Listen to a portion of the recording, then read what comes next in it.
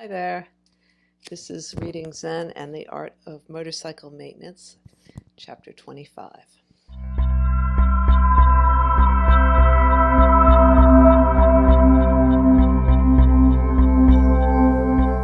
So they are still in Idaho, riding through Whitebird, and it is very hot. And they're following the Salmon River, which is interesting because there seems to be a lot of salmon rivers in the United States. The Salmon River is surrounded by very high canyon walls. They are sort of making their way to Oregon. This morning, a solution to the problem of stuckness was discussed, the classic badness caused by traditional reason. Now it's time to move to its romantic parallel, the ugliness of the technology traditional reason has produced.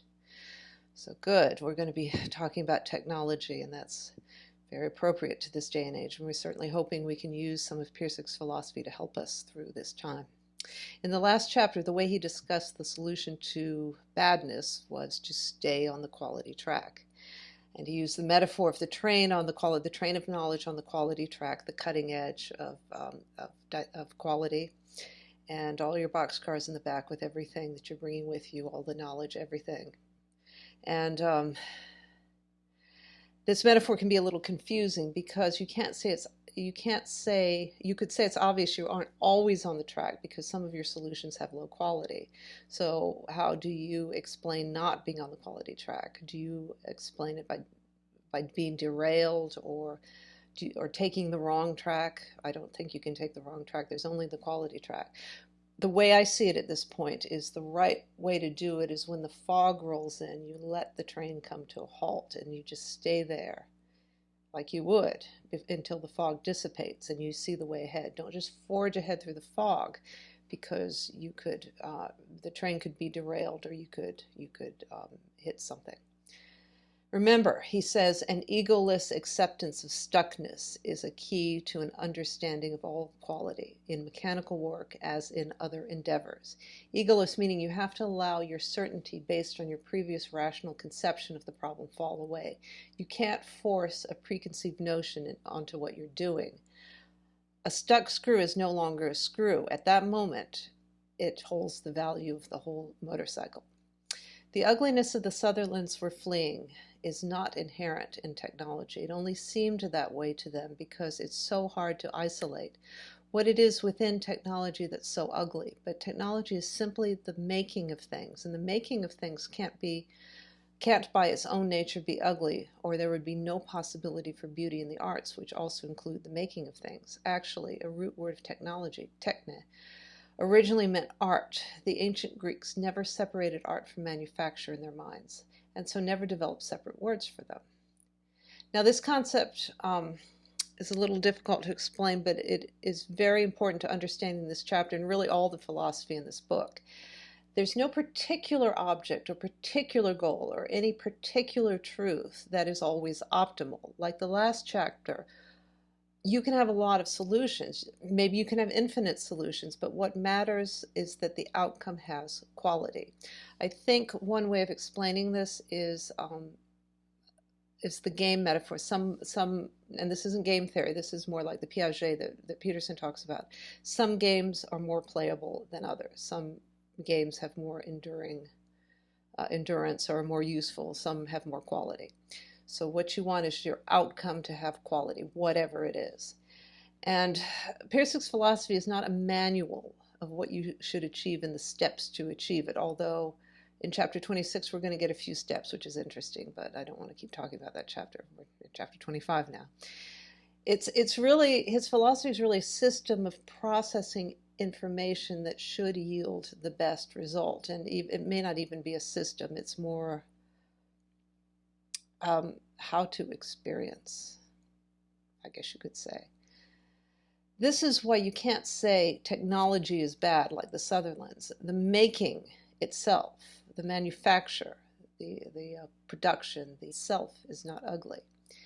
Neither is the ugliness inherent in the materials of modern technology, a statement you sometimes hear. Mass-produced plastics and synthetics aren't in themselves bad.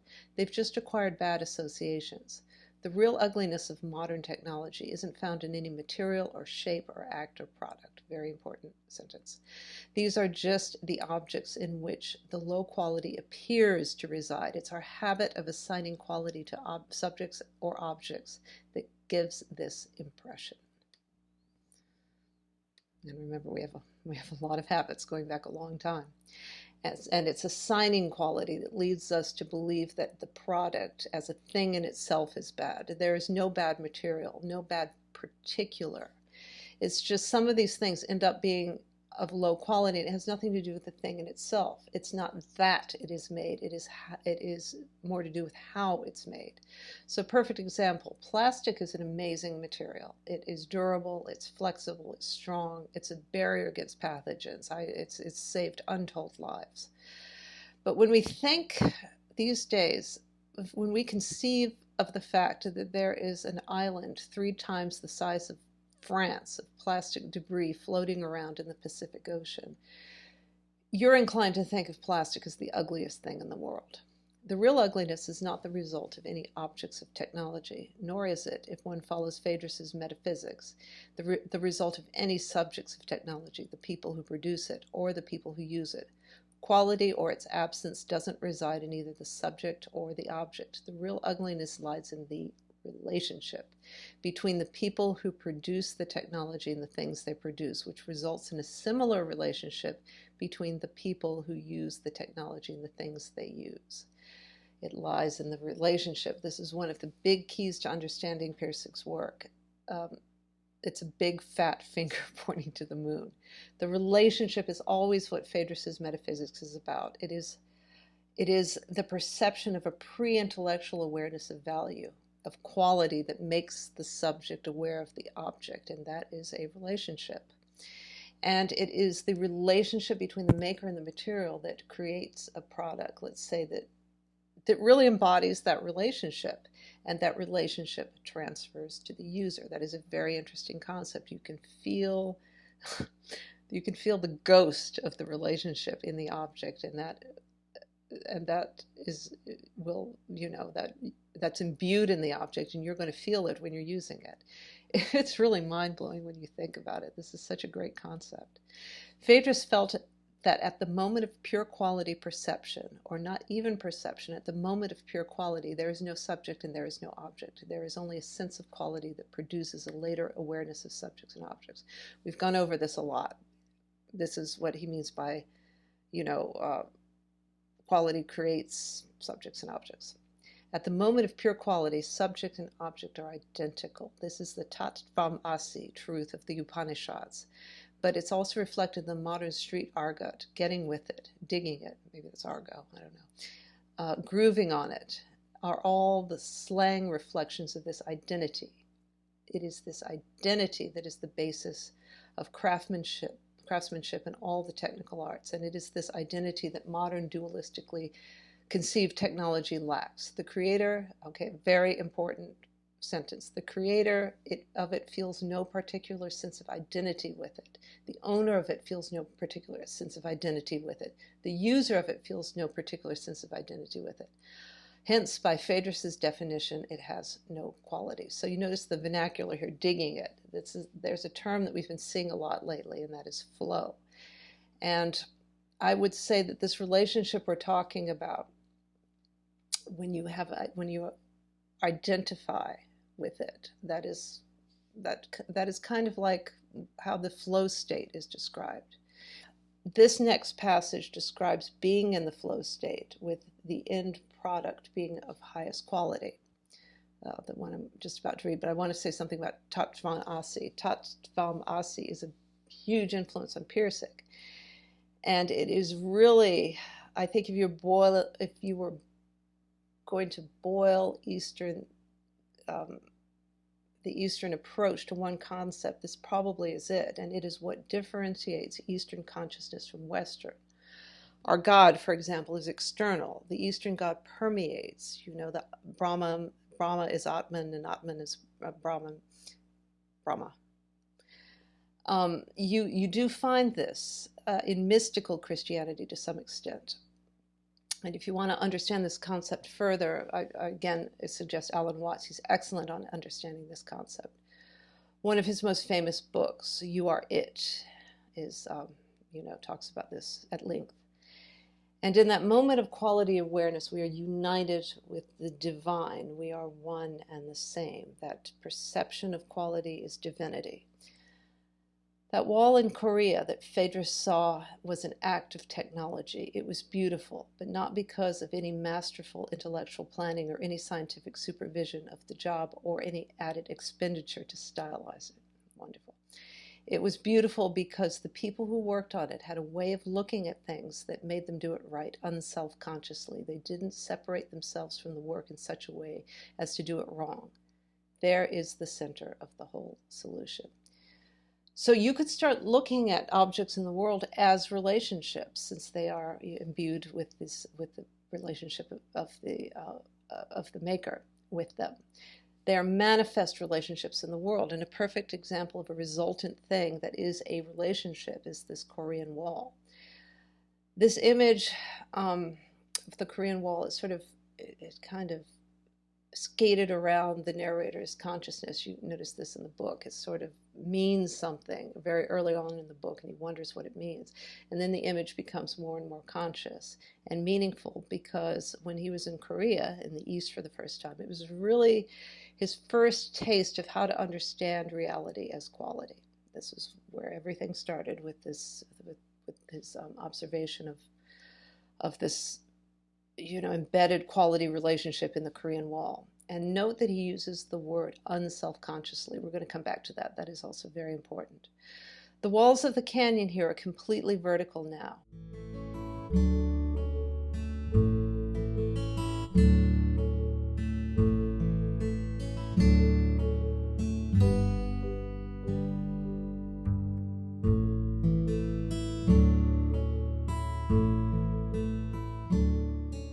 In many places, room for the road had to be blasted out of it. No alternate routes here, just whichever way the river goes.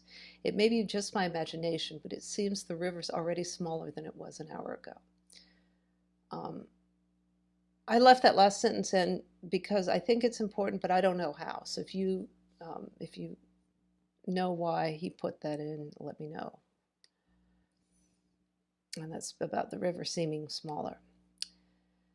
So here he inserts a technological dilemma, really, in this last thing he was discussing, how to be able to follow the river. Let's say, again, using Alan Watts' terminology, the watercourse way. Tao will always follow the way of the water. That's the natural harmony, is to go in the direction that Tao flows, which is the watercourse way, the way that water flows. But in order to do this in this situation, you've got to blast away parts of the canyon. So is doing that low quality or not? Well, maybe not, because the beauty still remains. And here is a picture that I found of part of that route where they did blast away the canyon. And my instinctual reaction is that this is actually a high quality solution. You may differ with me. You may think that we should never touch the environment ever, but I don't think Puryear thinks that. Remember in chapter 23 when they drive through Anaconda, and I think that is that Idaho. I think it is. It may be in, I'm sorry, it may have been the state before, but they drive through a city called, or a town called Anaconda. And in Anaconda was a smelter, and it was an example of low quality technology, because the goal of the smelter was to process copper. Copper is unbelievably useful. The copper from Anaconda connected the country via phone wires and electrical wires. However, it left miserable pollution in its wake. And this is an example, obviously, of a low quality relationship with nature, like exploiting it to get what you needed out of it. The way to resolve the conflict is to break down the barriers of dualistic thought that prevent a real understanding of what technology is, not an exploitation of nature, but a fusion of nature and the human spirit. Beautiful. Into a new kind of creation that transcends both. when this transcendence occurs in such events as the first airplane flight across the ocean, or the first footstep on the moon, a kind of public recognition of the transcendent nature of technology occurs. So much of the rest of this chapter will be a discussion of breaking down those dualistic barriers of thought, and not surprisingly, there is a decided Eastern flavor to that approach. Of course, for this approach to work, we also have to have personal transcendence of these conflicts ourselves, and that means doing the things that we're doing to do small things right, doing them in a beautiful way instead of an ugly way. There's always a beautiful way to do things, and there's an ugly way. The beautiful way is taking the time and the care, and it incorporates both an ability to see what looks good on the surface and to see that the underlying methods that support what looks good are good. The structural elements are good too. So you need both. You need both romantic and classic quality in what you're doing. In Western culture, fueled by the rationality and the reason of the Enlightenment, a materialistic worldview, the fact that rationality ended up being the prime virtue led to an atheistic kind of philosophy. You'll see this, of course, reflected in the rationalists and the new atheists. And that philosophy is, if you're rational, if you apply rational methods, the product produced from these rational methods will be good. It doesn't matter if it looks good. Rationality will lead you in the right direction. And things, the appearance doesn't matter because it's not measurable. So remember Pinker's book, Just Be Rational and Good Will Follow, Steven Pinker's book, Enlightenment Now. Well, it doesn't work because you're missing half the equation, and eventually, we're going to discuss this in a minute, but to ignore what looks good doesn't work for us. The result is rather typical of modern technology, an overall dullness of appearance so depressing it must be overlaid with a veneer of style to make it acceptable. If something doesn't look good, we don't like it. This rational product needs to be dressed up with style, and he goes into style in depth in this chapter. It's very funny. And that, to anyone who's sensitive to romantic quality, just makes it all the worse. Now it's not just depressingly dull, it's also phony. Put the two together and you get a pretty accurate description of what modern American technology, which is stylized. Quality isn't something you lay on top of subjects and objects like tinsel on a Christmas tree. Real quality must be the source of subjects and objects, the cone from which the tree must start. And that is a very nice metaphor, a beautiful way of putting it. For something of quality to be created, its origin needs to be from the quality relationship. This relationship is germinal, like a seed, like the cone. This way quality is infused throughout into the product and in a lasting way. Something made this way is enduring either physically or it sticks around in memory. Another thing we should begin to think about, since we're trying to figure out how to work with Pirsig's philosophy in this technological and this information age, is how very different the technological landscape is from 1968, from when he wrote this. And how are we going to apply this philosophy to figure out what in the digital age has quality? And this will be confusing because the internet just provides us with so many things we have to analyze, and this is going to be sort of an ongoing discussion. I don't have a solution right now, but this is what we're here for. To arrive at this quality requires a somewhat different procedure from the step 1, step 2, step 3 instructions that accompany dualistic technology, and that's what I'll now try to get into. So they stop and they rest under some trees and they discover an old iron pump, one of those hand pumps. So why has he put this here in the book? I mean, it probably did come up, but as always, there's got to be a reason for it. And I think you know why, because this pump represents that quality relationship between man and nature. It's a well-crafted, enduring mechanism that helps man without exploiting nature.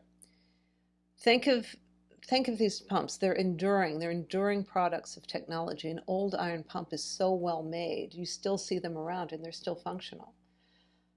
Recently on a trip to Oregon, we ran across one.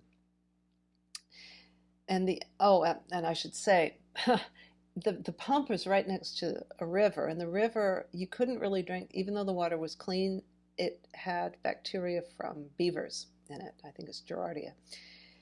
It could potentially, make you sick. But the pump would pump water out of the ground, and that was perfectly clean and pathogen free. And the elegance of the mechanism makes these pumps almost archetypal. They represent in memory, in a way that on a hot day, such as the one experienced by the narrator and his son, you could access the cool water from deep in the ground. It'd be filtered and it'd be fresh. And even people who haven't seen an iron pump know what it is because they are so enduring and so archetypal. Now that solution. Throughout the Chautauqua so far, this whole problem of technological ugliness has been looked at in a negative way. It has been said that romantic attitudes towards qualities such as the Sutherlands have are by themselves hopeless. You can't live on just groovy emotions alone. You have to work with the underlying form of the universe too. The laws of nature, when understood, can make work easier, sickness rarer, and famine almost absent. On the other hand, technology based on pure dualistic reason has also been condemned because it obtains these material advantages by turning the world into a stylized garbage dump. Now it's time to stop condemning things and come up with some answers. Now I have that highlight because this is really what we're not doing. We continue to condemn things. Love that line. 90% of what's going on, 99% maybe of what's going on, in the channels we watch on the internet, is analyzing why things are bad and in essence condemning things. We're analyzing what went wrong, pointing out fault, engaging in doomsday predictions sometimes. But if we define there's a point to this, of course. If we define the problem correctly, it sums the problem up in a way we can really work with. And it sums up, let's just say, the meaning crisis, the clown world, loss of sense-making, of chaos. Now we have some really concise, good, and very, very useful ways of framing the problem, which is great. Good problem formulation is the beginning. But that means we have to start now looking at solutions. And as I contend, in my experience with this book, the philosophy is one of the few that offers a solution that's so useful, so universal, that for me, it's so compelling that's why I'm here. I think that within this book is the solution, and the solution is stay on the quality track. So the narrator says one way this solution must happen, is to unite reason and emotion, to bring emotion back into the picture. We let go of it a long time ago. It's been necessary since before the time of Socrates to reject the passions, the emotions, in order to free the rational mind for an understanding of nature's order, which was as yet unknown. Now it's time to further an understanding of nature's order by re-assimilating those passions which were originally fled from. The passions, the emotions, the affective domain of man's consciousness are a part of nature's order too, the central part. Pearson was seeing the outcome of traditional reason and how its utility as the sole way of seeing reality was running out.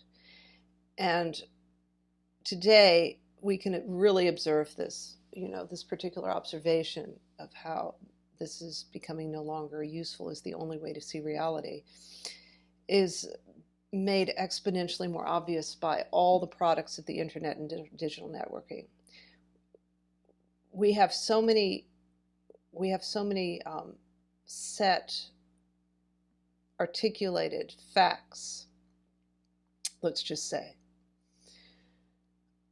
that we can take these and gather, from all this data, we can put together anything we want. We can justify any point, and we can find scientific evidence pretty much for any truth you want to put forward.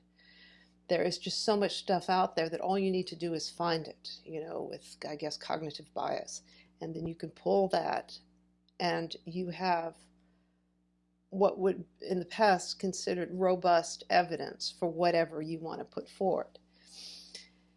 And so any truth can be proven scientifically or through example. And so that means the whole point of logic and rationality being at the center of truth, in terms of the way they thought about it in the Enlightenment, is we're losing this. We're losing this as something that is valid. You certainly see this problem that he's talking about. He uses the term snowed under. We're snowed under with data. Yeah, we're snowed under with style. Just go inside Walmart or Target, and there are these poorly made things, but they have a lot of style, and they'll say this designer made this, some famous person designed that, and they'll look great. You'll look at them from a distance and you'll say, wow, that looks pretty good. And then you'll see that it's really, really a piece of junk. This world is so complicated. There are too many fragments and fragments and fragments, and data and data and data, and it's all just out there. The analytical knife is cut the original source that's so far from the original source, and the analytical knife is just cut and cut and cut, and now we're just snowed under with fragments of data and of style. And what Puryear says in this section is that artists have lost, technologists have lost the ability to see beauty, and artists have lost the ability to see underlying structure. So art is really kind of thin, but there are still some cases of quality, and I want to point out one particular artist who has both, and this is Martin Puryear, who learned how to build ships in Scandinavia, and he used this craftsmanship in his art.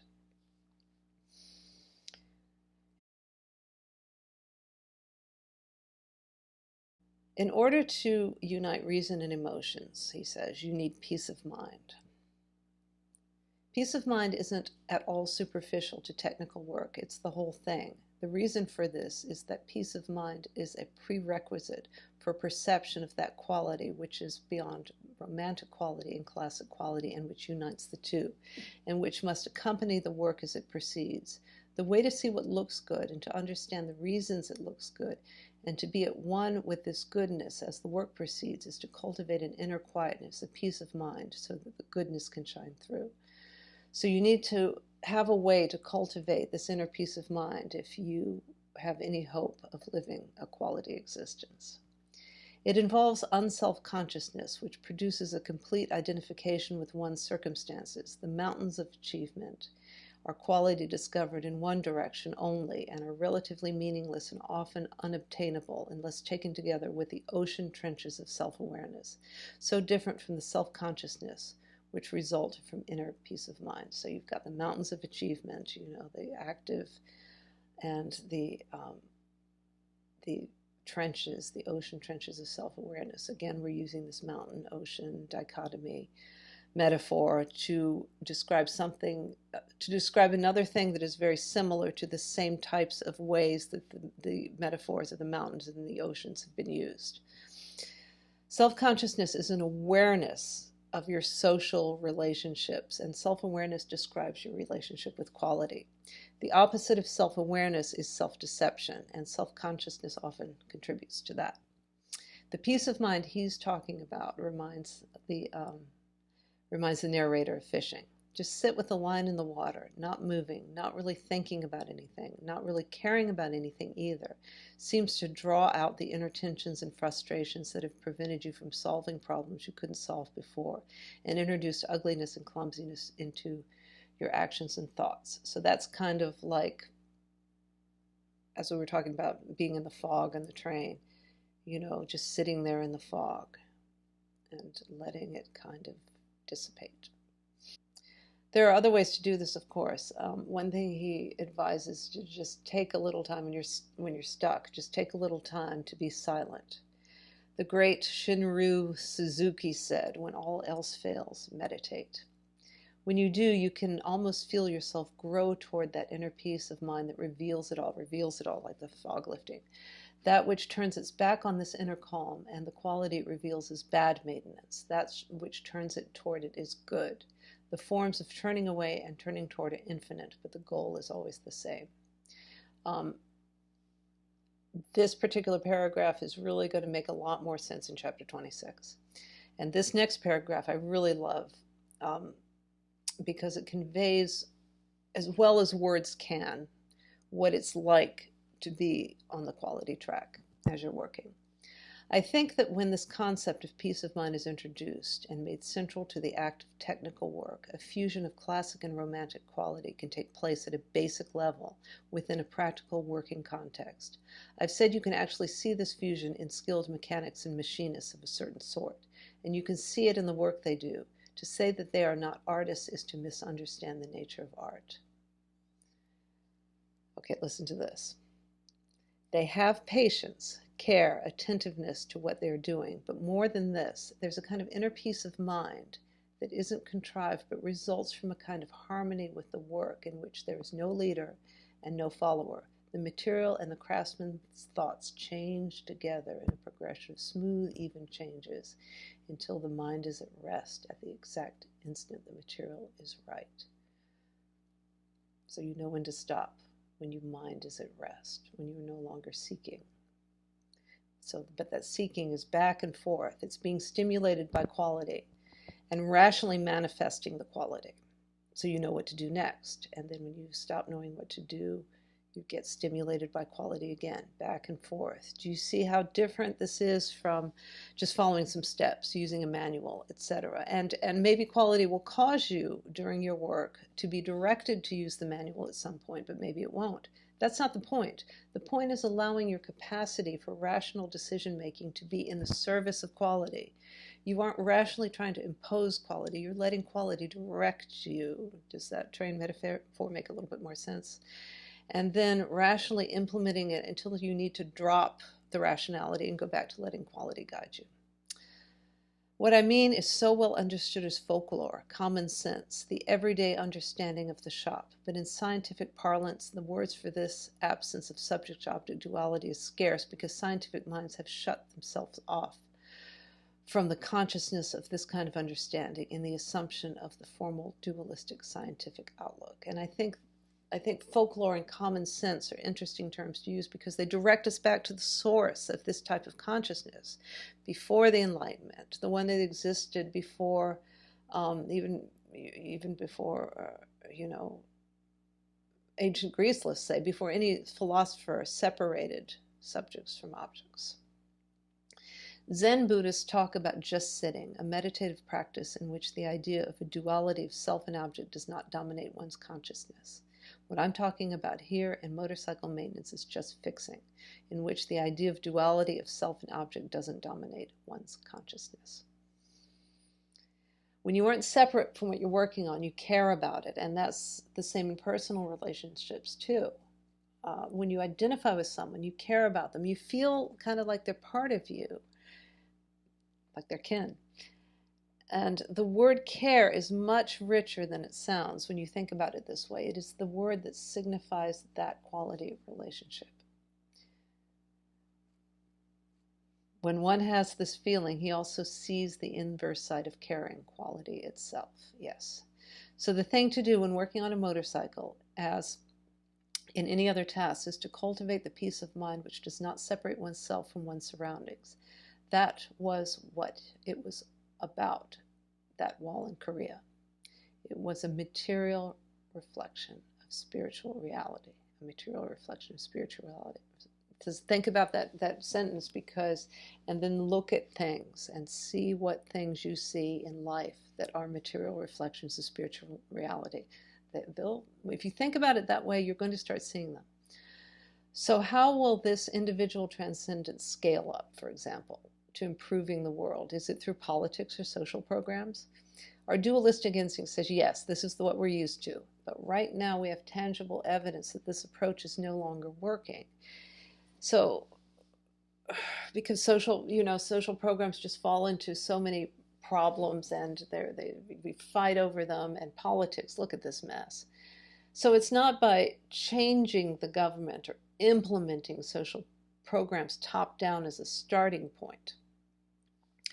I think that if we are going to reform the world and make it a better place to live in, the way to do it is not with talk about relationships of a political nature, which are inevitably dualistic. He didn't know the half of it. I wish he was alive now. Full of subjects and objects in their relationship to one another, or with programs full of things for other people to do. I think that kind of approach starts it at the end and presumes the end is the beginning. And that it's exactly the problems we're seeing now. I think what he's saying is, and what a lot of people are saying these days, is you really need a transformation of consciousness. You're no longer going to be able to get the world to improve if you're just trying to do it in a logical way by, and this program will work and that program will work. I mean, there's obviously utility in that. Within this book, you're going to see there's always utility and rationality in specific situations, but they always have to be embedded in quality as the true reality. So seeing the world more holistically in terms of quality rather than subjects and objects is the way to go. Because what we see now is subjects and objects that are always in conflict with each other. This is really the key. While you will have to again, you're going to have specific ways of implementing social change. The change has to start with quality. And what we tend to do politically is overcome the last thing we don't like.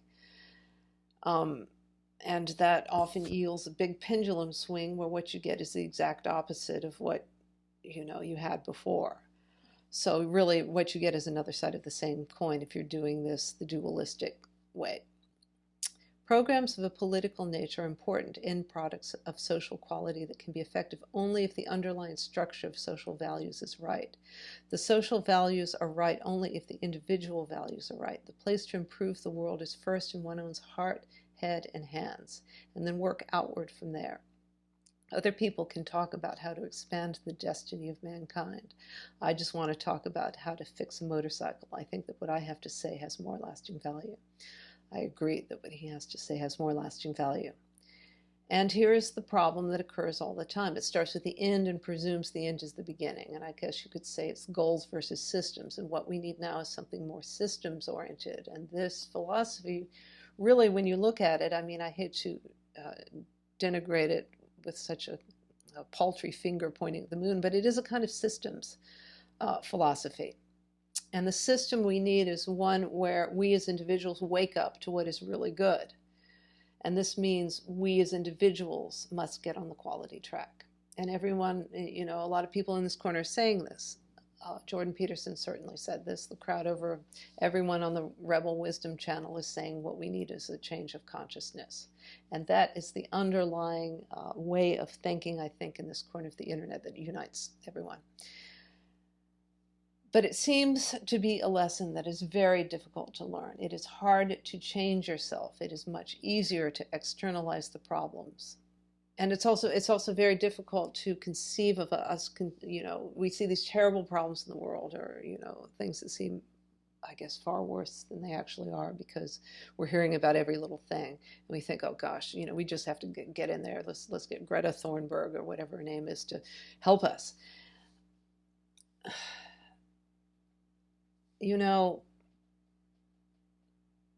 It's a lot easier to blame someone than to look at yourself and change yourself. And this is one of the biggest challenges of a spiritual life. I guess that's all I want to say for the Chautauqua today. It's been a long session and perhaps the most important one. Tomorrow I want to talk about things that seem to turn one towards quality and turn away from quality, some of the traps and problems that come up. And this is an interesting bit of information that he thinks this is the most important Chautauqua. Why would this be? Because this is an illustration of applied quality. He's been describing how it is to be in the world with a metaphysics that has quality as the center of reality rather than subjects and objects. He's doing it through a beautiful illustration of motorcycle maintenance. This is how it is to be in the world.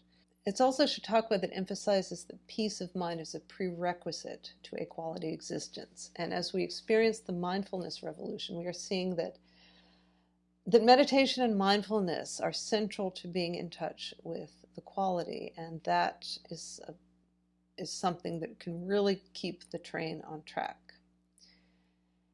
And that is because mindfulness promotes self-awareness, and it discourages self-consciousness. That is one of the reasons. He mentions the next chapter that he will discuss things that turn us away from or toward quality, and this is the second part, chapter 26. It's the second part into applying quality, and it's going to be the most directive chapter in the book, and for my particular project, the most useful. So along the route, they leave New Meadows, Idaho, and enter Riggins, and they're still along the Salmon River route, and it's late in the day, and that familiar afternoon feeling that we discussed sets in. Strange feelings from the orange sunlight on this sandy, dry country so far from home. I wonder if Chris feels it too, just a sort of unexplained sadness that comes each afternoon when the new day is gone forever and there's nothing ahead but increasing darkness. Now a heavy feeling of isolation and loneliness becomes dominant, and my spirits wane with the sun. The afternoon feeling is state dependent. Remember, I've spoken often of the work of Dr. Frank Putnam, who has put forward the state model of personality, and he's demonstrated that we really have a variety of states. You could say subpersonalities, and we have each state is an attractor, and we remain in one state for a while and then another state. So here it's demonstrated as the day wanes, a natural depression in the true sense of the word sets in as our biology tells us to wind down. This afternoon feeling that I observed long ago is a very universal thing. We tend to go into a late day state where enthusiasm, extroversion, etc. tend to shut down. There's more active emotions. The sun, begins to wane, and we go into the more passive emotions, shutting down, introversion. Very interesting. And it's interesting how he makes this observation on a regular basis as they go on this trip. We follow the headlight beam down a secondary road toward Oregon and a little sign saying Brownlee Campground.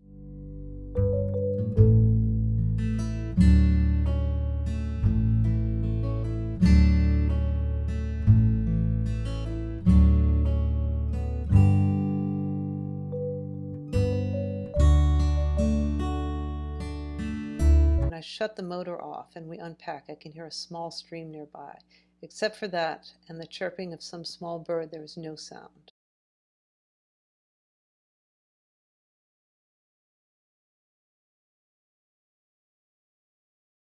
I like it here, Chris says. It's very quiet, I say. Where will we be going tomorrow? Into Oregon. I give him a flashlight and have him shine it where I'm unpacking. Have I been there before? Maybe, I'm not sure. Well, of course, that's, the narrator's memory problem that we've discussed. And it's interesting that Chris should ask. Maybe he was very young. He makes more observations at this point about his relationship with Chris, and that sometimes it seems close and sometimes they seem distant from each other. But it's an interesting observation that he makes, is that the actual content of what they talk about doesn't determine whether they feel close or separate. And this is kind of a parallel to what we've been talking about all along. It's not the content, it's the relationship. Sometimes when thinking about this, I thought that the idea of one person's mind is accessible to another's is just a conversational illusion, just a figure of speech, an assumption that makes some kind of exchange between basically alien creatures seem plausible, and that really the relationship of one person to another is ultimately unknowable. The effort of fathoming what is in another's mind creates a distortion of what is seen. I'm trying, I suppose, for some situation in which whatever it is emerges undistorted. The way he asks all those questions, I don't know. And that's a very subject-object way of looking at it. It's analyzing it, if you ask me. And this is where the narrator's basic fault of difficulty of connecting emerges. throughout this whole chapter, he's all about the relationship of quality at the substrate of reality, and all for promoting peace of mind and the lateral drift that's sometimes needed to find quality, and quality always, the quality relationship being the thing, being the most important thing. To create anything that's good. But here, with his son, it seems to me an unwillingness to apply that philosophy. Instead, it's sort of a melancholy analysis, maybe even using a lot, trying to find some kind of rational coherence to this relationship in this analysis. And he seems to forget fathoming what's in another person's mind, meaning what objects are in another person's mind, is really secondary to the quality relational third that is created between two in an understanding that surpasses the contents of one's mind, that even surpass language, the topics they're talking about. The contents of another's mind are objects, and they're important if you're trying to share information, but they're not important if you're trying to connect to someone. It's the relationship that counts, and that connection is pre-intellectual. So I hope that made sense, and I will see you next time for the first part of my favorite chapter, I think, chapter 26.